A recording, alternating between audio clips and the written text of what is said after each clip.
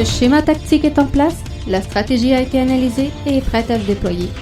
Jeff est sur le terrain comme titulaire, nous sommes prêts. Bienvenue dans le podcast Bleu, Blanc, Noir.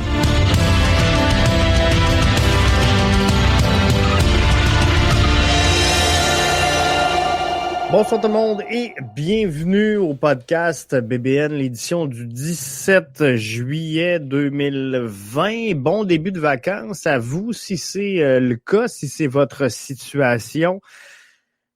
Je vous le souhaite, j'espère que vous avez acheté vos masques. C'est demain que ça part, la folie, la folie des masques. Mais on n'est pas ici pour parler de ça et s'il y a un débat que je veux pas tenir, c'est bien celui du port du masque. Alors, on va jaser plutôt de l'Impact de Montréal. Je veux prendre le temps de revenir sur certains points de la défaite de l'Impact de Montréal hier et regarder avec vous c'est quoi le plan et c'est quoi qu'on fait pour le reste du tournoi. Il reste un match sûr à l'Impact de Montréal, celui qui l'opposera au DC United. Donc, ça sera intéressant de voir ça et de regarder tout ça avec vous, qu'est-ce qui va se passer. Donc, on va prendre tout ça. Mais je reviens au match d'hier, puis j'étais encore un peu en dépression, on va le dire comme ça. Mais déçu, sincèrement, déçu de l'analyse qu'a fait Thierry Henry de son effectif.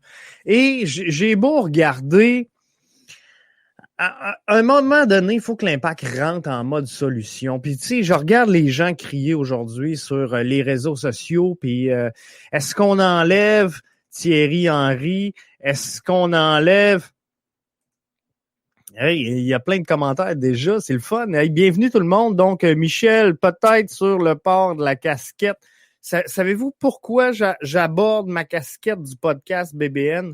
C'est que moi, quand je réécoute le podcast, parce que je l'écoute et je me prends des notes pour essayer d'améliorer le tout, comme là, je viens de mettre mes mains sur le bureau, c'est pas bon, ça bouge la caméra.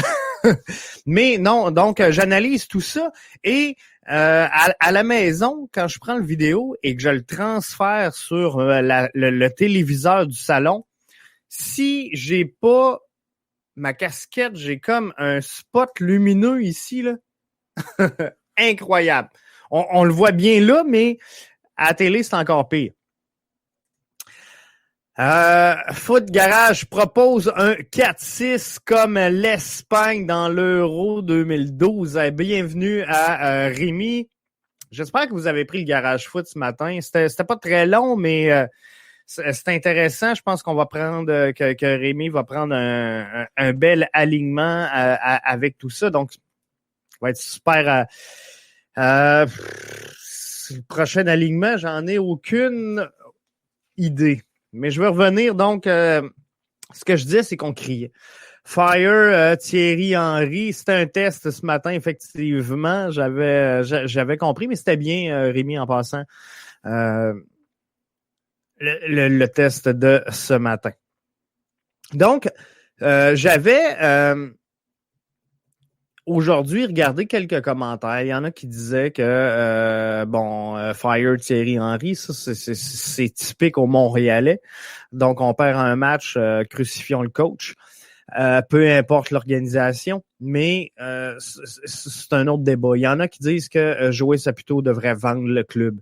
Il y en a qui disent qu'on fait un mauvais dépistage. Il y en a. Puis, tu sais, j'essayais de regarder aujourd'hui où le problème avec l'Impact de Montréal et j'ai de la misère, buddy, à me l'expliquer sincèrement. Je regarde tout ça et je vire tout ça. L'Impact est dans les masses salariales les plus hautes de la MLS. Donc, est-ce que c'est une question d'argent avec Thierry Henry? J'en doute. Pas avec Thierry Henry, mais avec Joey Saputo, j'en doute, parce que je pense qu'il y a des équipes présentement qui font mieux que l'Impact avec une masse salariale inférieure à celle de l'Impact de Montréal. Donc, je pense pas que ça soit nécessairement une question d'argent. Est-ce que c'est une question de coach? Je pense sincèrement que l'Impact peut pas vraiment avoir un coach qui a un meilleur QI soccer. Et tu sais, on fait souvent des allusions avec le monde du hockey. Et je vais être franc avec vous. Wayne Gretzky a eu une excellente carrière, n'a jamais été capable, selon moi, d'être un entraîneur-chef. Mais c'est peut-être ça. C'est peut-être ça le problème. Mais sincèrement, je veux même pas faire de débat sur Thierry Henry ce soir parce que je pense qu'on n'est vraiment pas rendu là. Et s'il y a une chose à laquelle je crois énormément dans le foot, c'est la stabilité, la confiance et la croissance. Donc, je pense sincèrement qu'il faut donner le temps à Thierry Henry de poser ses billes, d'évaluer comme il faut son personnel. Et là, le temps est long. Il y a eu la pandémie, il y a eu la fin de la saison dernière où l'Impact n'a pas fait les séries d'après-match. Mais si on regarde tout ça, là, concrètement, là, Thierry Henry, si j'exclus les matchs de la CONCACAF, a toujours bien rien 4 matchs officiels MLS de fait avec cette organisation-là. Donc oui, ça fait longtemps qu'on en parle, ça fait longtemps que Thierry Henry est là, mais en réalité, là, il y a quoi Thierry Henry comme expérience en arrière de la cravate à titre d'entraîneur-chef de l'Impact de Montréal? C'est 4 games. On va-tu crucifier un coach pour 4 games? Je ne penserai pas, hein? Donc, il faudra regarder. Une autre piste qu'on peut évaluer, Michel le souligne justement à l'instant, recrutement déficient depuis nos débuts en MLS et ça fait déjà 9 ans. On rit plus. Je pense que Michel a le doigt directement dessus. Recrutement déficient depuis la MLS. Et moi, je vais le conjuguer avec le manque de stabilité. Comprenez-vous? Il y a eu plusieurs entraîneurs-chefs depuis la création de l'Impact de Montréal et depuis leur entrée et leur ascension, je vais le dire comme ça, en MLS.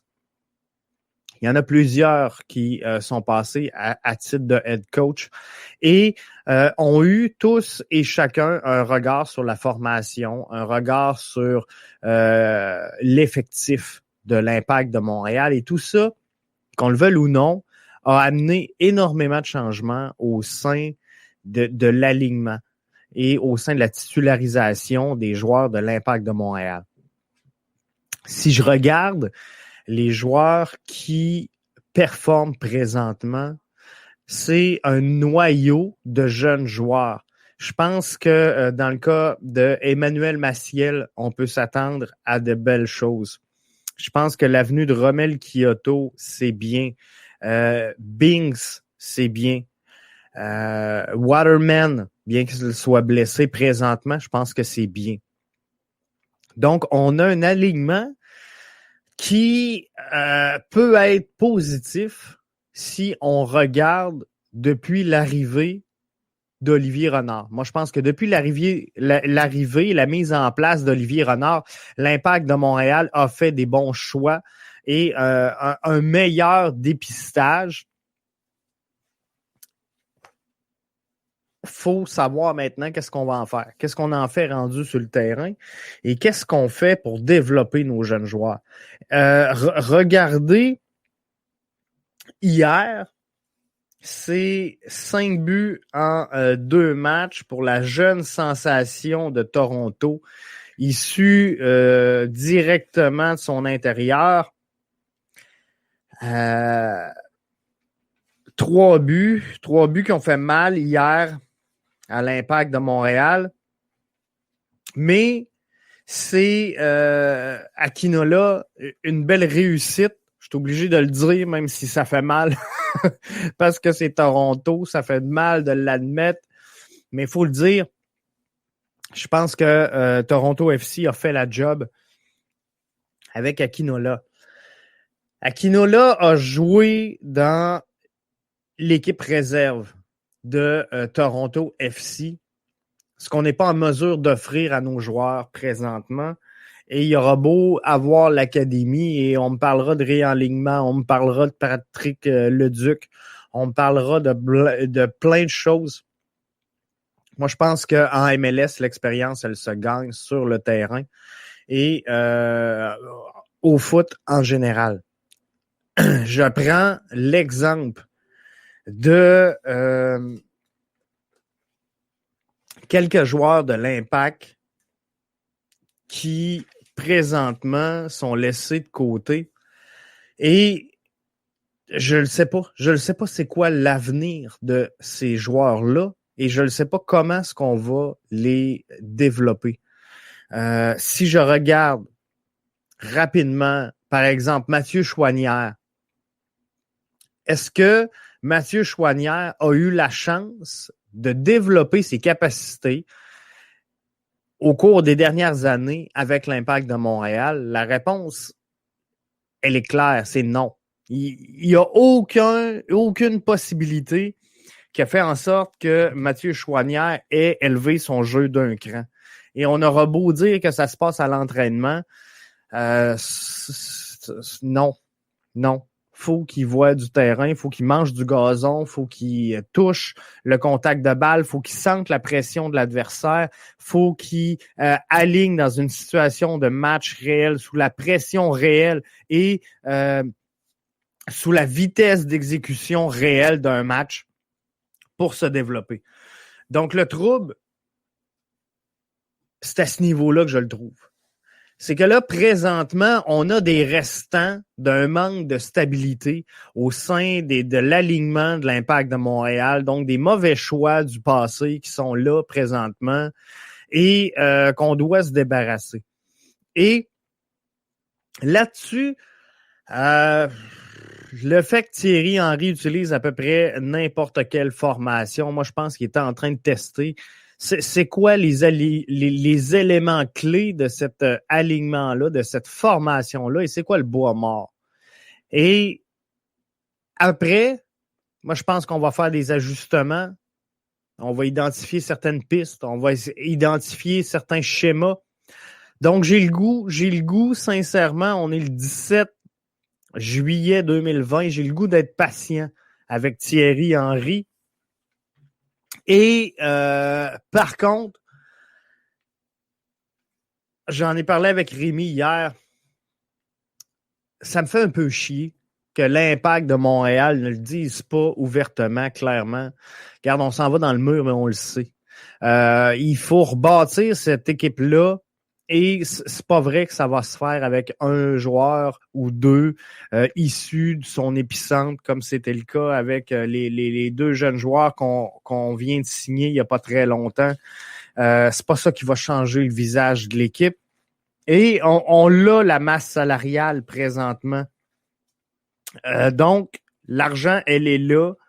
Je pense pas qu'on aille tant dépenser que ça pour remplacer Piatti. Donc, il y a encore de l'argent là. On vient de sauver sur l'académie. On vient de sauver, comprenez-vous? Fait que soit que Montréal est en crise ou soit qu'il y a de l'argent, c'est un ou l'autre. Faudra voir c'est quoi les choix de l'Impact de Montréal. Mais j'ai le goût d'être patient. Donc, avec la combinaison Olivier Renard, Thierry Henry, de leur donner la chance de proposer aux Montréalais un club qui fait du sens. Et je comprends et je suis réceptif. C'est pas après 4 matchs qu'on va y arriver. Donc, il faut donner du temps au temps et on aura beau dire qu'il y a des clubs qui se sont transformés. Et hier, j'avais une discussion avec Gavino de IMFC Radio et tu sais, on disait que par exemple, le crew de Columbus s'était reviré le temps d'un hiver, c'est vrai, mais tous avec des joueurs qui sont sur le point ou vont atteindre la trentaine. Donc, c'est ça qu'on veut chez l'Impact de Montréal, de venir mettre un plaster, parce que on se le cachera pas que rendu à la trentaine, ton pic, là, t'as atteint, le zénith est atteint Donc, tu ne peux que t'en aller de l'autre côté.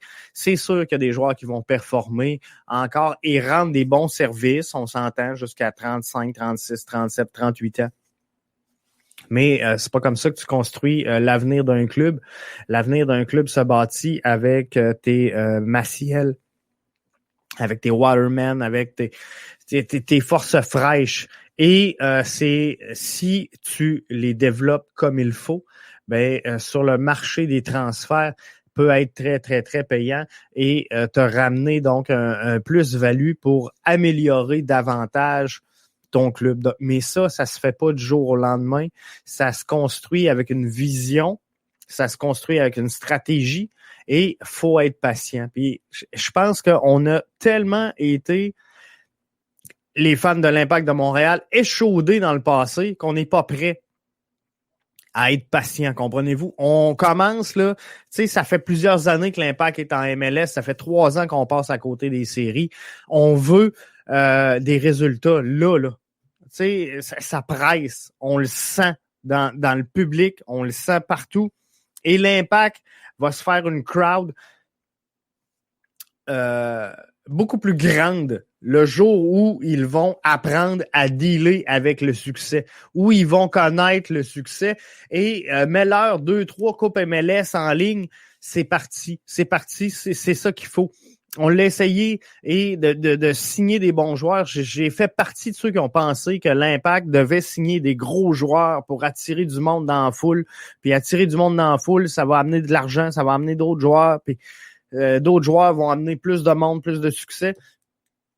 Je le vois plus. Je le vois plus de cette façon-là. Parce que on a amené quand même des Marco Diavaio, on a amené des Piatti à Montréal, on a amené des Drogba à Montréal. Zéro, puis une barre, le retour sur l'investissement.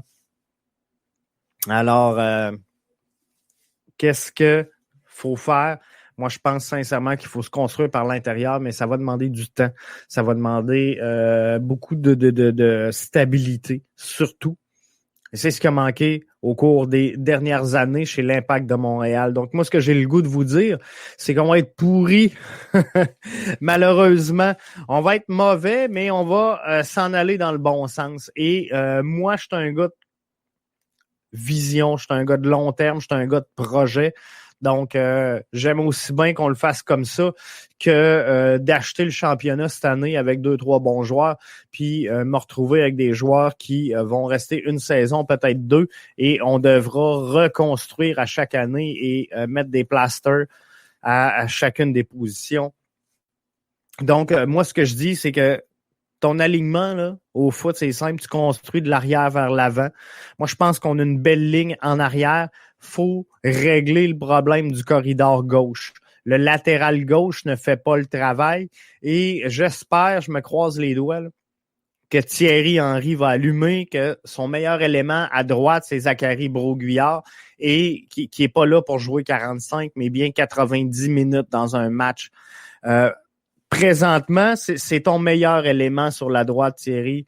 Zachary Broguillard, exploite-le, utilise-le, fais-y voir de la grâce et fais-le courir. Utilise-le en piston, il va t'en donner des résultats. Moi, je te le dis. Sur la gauche, on est désespéré un peu sur la gauche. Raitala fait pas le travail. Et j'étais de ceux qui ont fait what?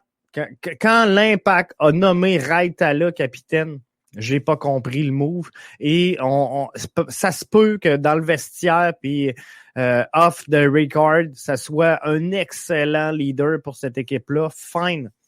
Ça veut pas dire que parce qu'il est capitaine et qu'il a des attitudes de leadership, il mérite sa place dans le 11 de départ. Mais clairement, le jeu de Raitala n'est pas à la hauteur présentement.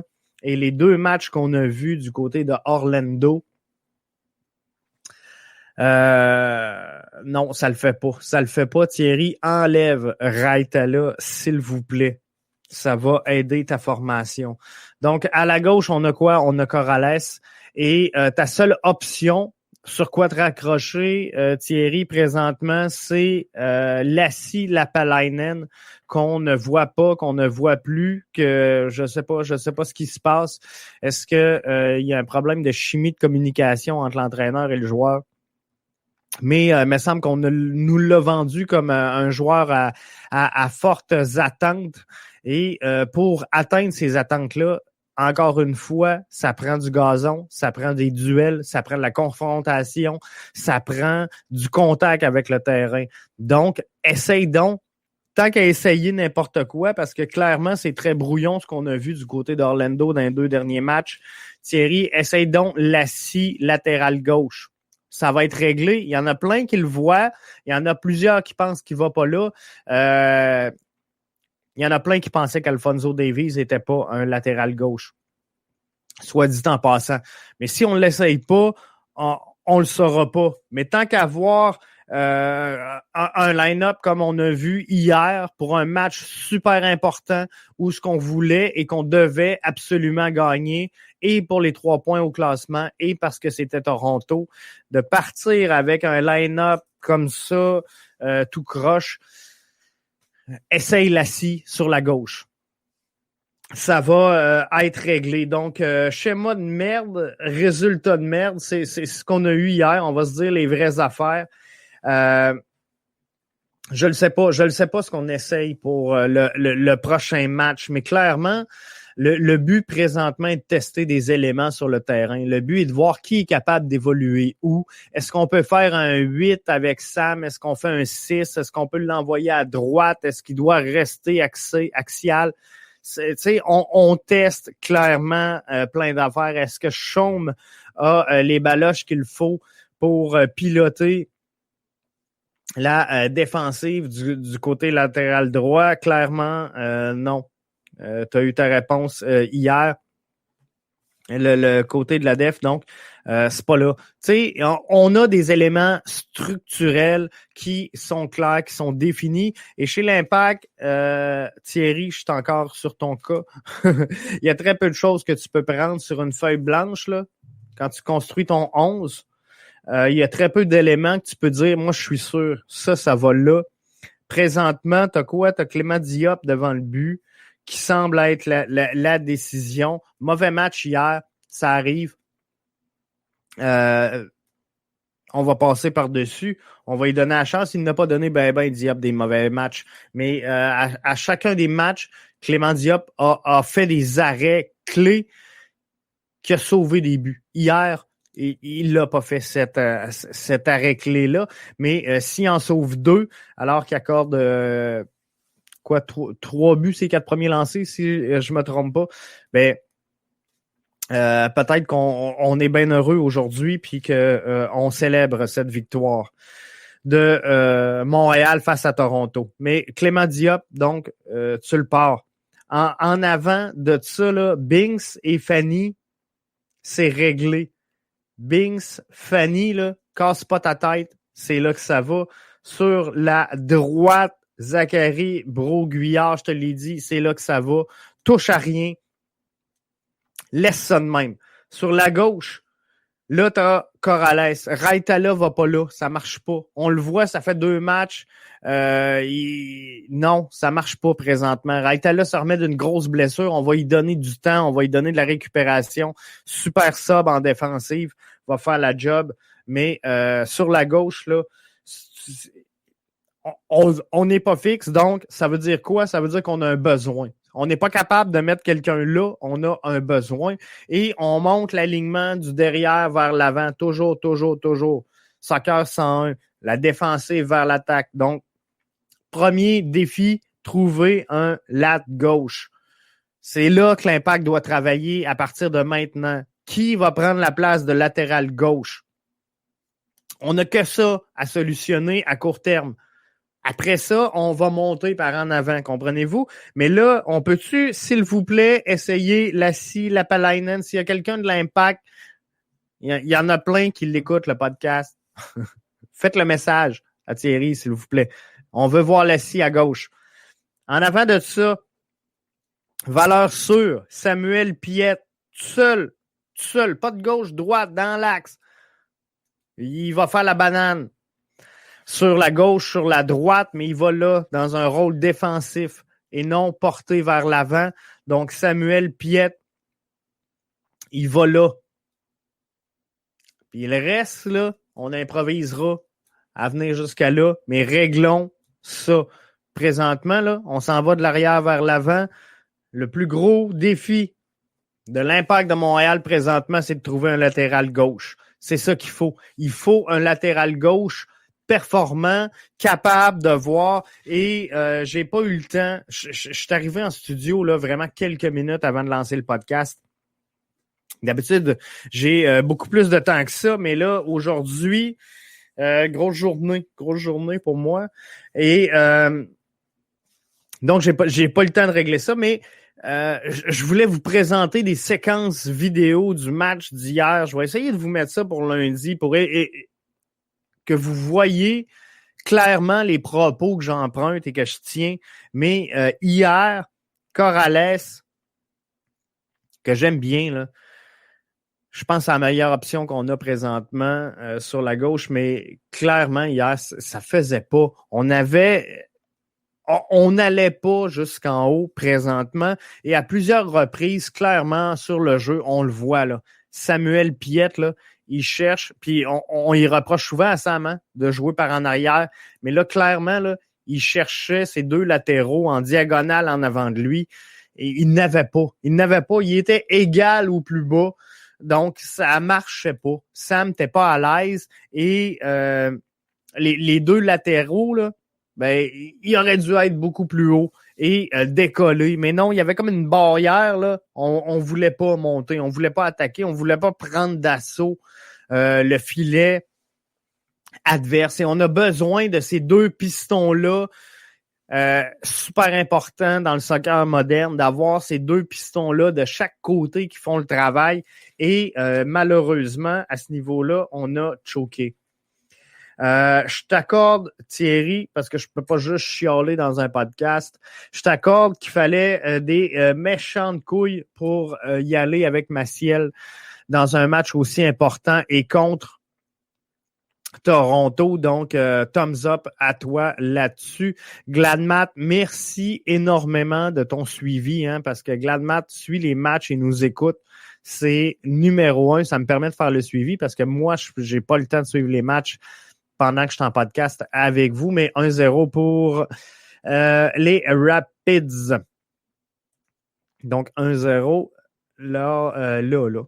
À 8h28. Ceux qui sont en direct, ceux qui sont en différé, ben désolé. Je vous ai spawné si vous pensiez l'écouter en rediffusion. Mais pour en revenir au line-up, Maciel fallait des couilles solides pour dire moi j'embarque Maciel dans mon alignement, dans ma formation et c'était positif. On va se le dire là, il n'y a pas que il y a pas que du négatif dans le match d'hier. Il y a quelques éléments positifs, entre autres la tenue de Kyoto, entre autres Maciel. Bref, il y a eu quelques bonnes choses hier et Maciel fait partie des points positifs de la rencontre d'hier. Après le premier match, moi, je voulais que Thierry Henry ébranle ses joueurs avec un line-up, mais je m'attendais sincèrement à un line-up conventionnel, mais qu'on allait passer un message. Donc, de mettre de côté Urruti, par exemple, pour rentrer Anthony Jackson-Hamel, c'est un message clair de dire « Hey, faut produire ». Comprenez-vous? Donc, les joueurs qui avaient moins bien été lors du dernier match, de les sortir et de passer un message, je pense que ça aurait été bon.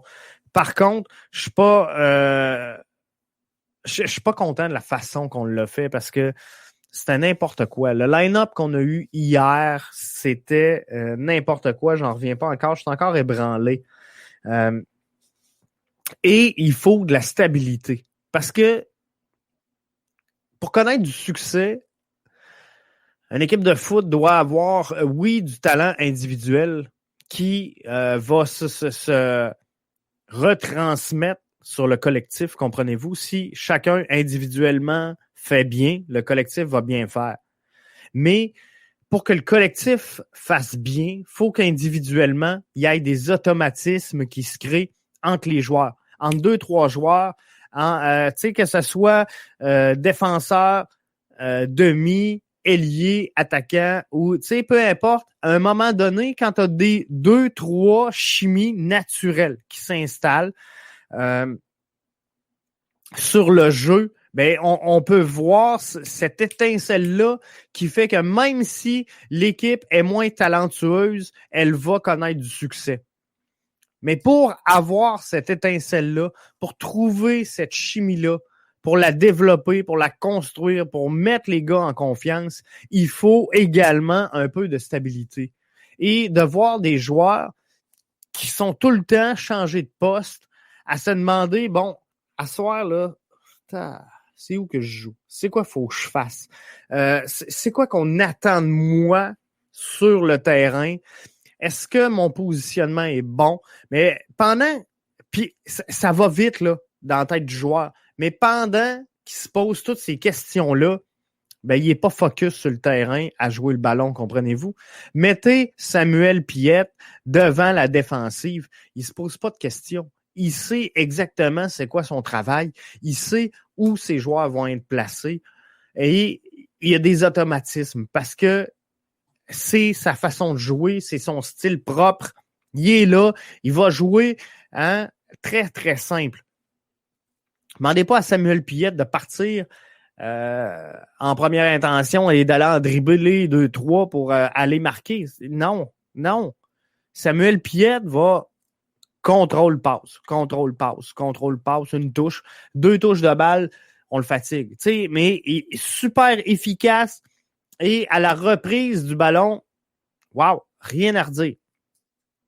Mais quand on le déporte sur la droite, quand on le monte d'un cran, ben là, je suis trop dans l'axe. Est-ce que je suis trop sur la droite? Est-ce que je joue de l'arrière? Est-ce que je joue de l'avant? Il ne faut pas que j'oublie de jouer par en avant. Normalement, je joue avec Taider. Il faut que j'aille chercher Maxi beaucoup plus haut.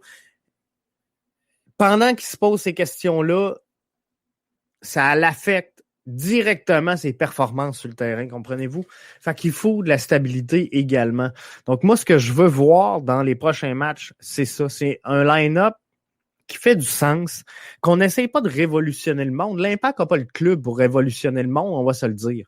Donc, tu sais, qu'on n'arrive pas avec un 2-5, tu sais, non. Je prends un 4-3-3, prends un 4-4-2, un 4-2-3-1, mais un 3-5-2 si tu veux, mais vas-y avec un schéma facile, comprenable pour tout le monde, avec des effectifs qui sont capables de jouer où est-ce qu'on leur demande de jouer.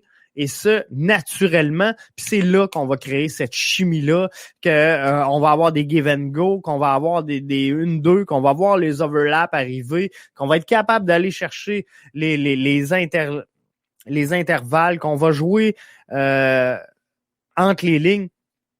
C'est là que ça va se développer, comprenez-vous? Il faut ce sentiment-là de confiance chez le joueur dans son poste. Donc ça, c'est super bien. Dans mes notes d'hier, Maxi fait de dos. Je l'ai noté 2-3 fois dans le match. Maxi, t'avais de perdre patience. T'avais de perdre patience. Il nous a donné 2-3 bons matchs en début de saison, mais c'est tout ce qu'il nous a donné depuis qu'il est arrivé au club. Donc, tassé, là. Faudrait voir. Orji Maciel, je vous parle de combinaisons qui peuvent réussir. Des 1-2, des give and go.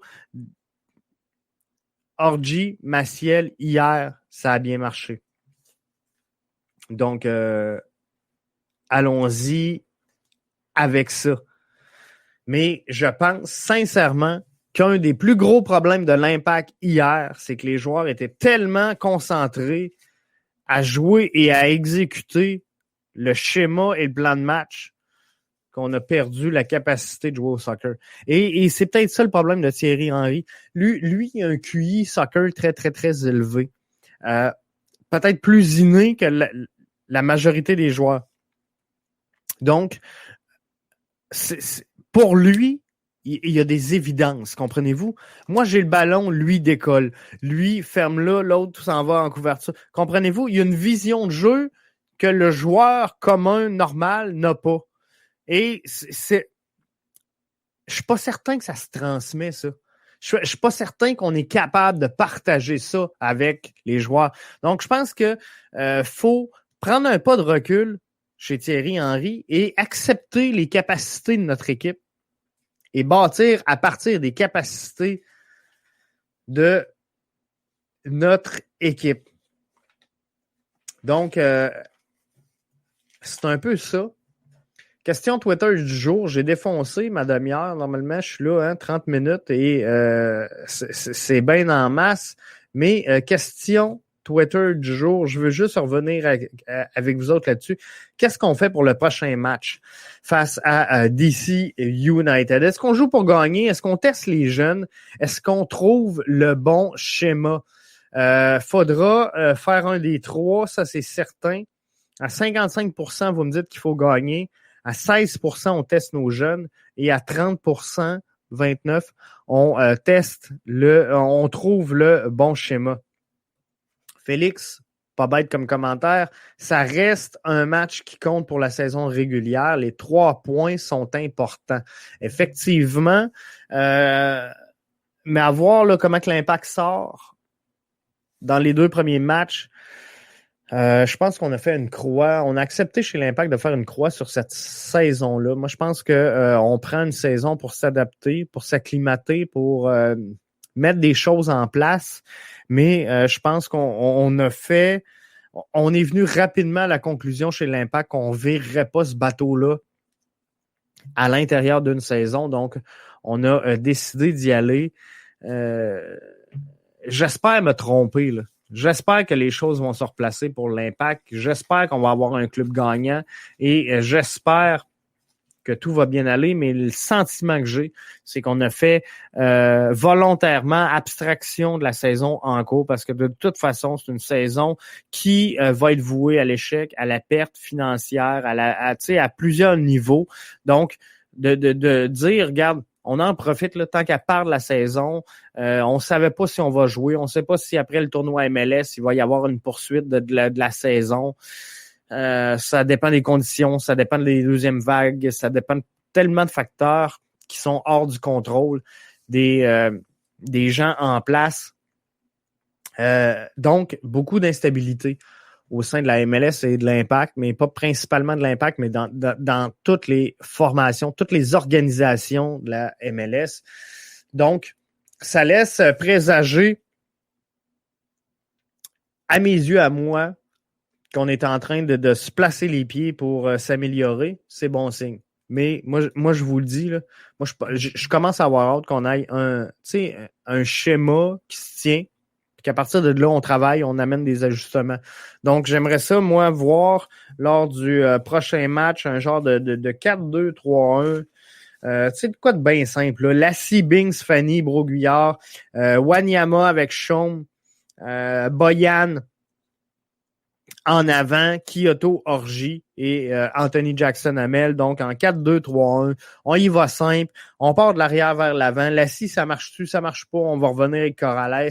Et sinon, on profite des mercato et de toutes les disponibilités qu'on peut avoir pour essayer de mettre la main sur quelqu'un à la position de latéral gauche.